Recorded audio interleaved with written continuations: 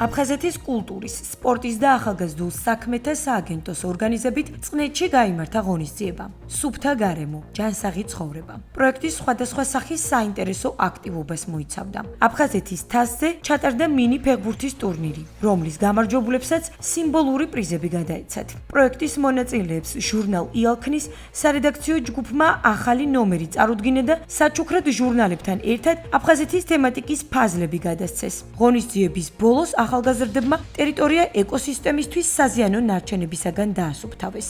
მონაწილეობდა 40-მდე დევნილი ახალგაზრდა. შთამბეჭდავი გამოდგა დღევანდელი ღონისძიება. ჩართულები იყვნენ ახალგაზრდები და სანახაობრივიც გამოდგა ღონისძიება. აქედან გამომდინარე შეიძლება ითქვას, რომ ძალიან ნაყოფიერი ღონისძიება ჩატარდა. ხელსარიელები არც ამჯერად მოვედით ბავშვებთან.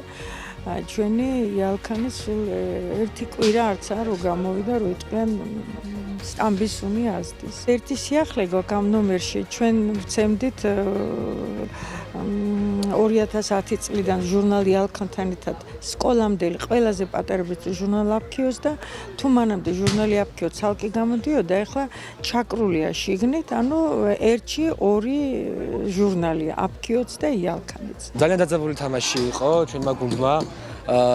იბრძოლა ძალიან ბევრი, პირველი გავიმარჯვეთ და ეხლა მეორესთვის ვიბრძვით, პენალტები არის და იმედი ჩვენი გუნდი გაიმარჯვებს და თასს მოვიგებთ.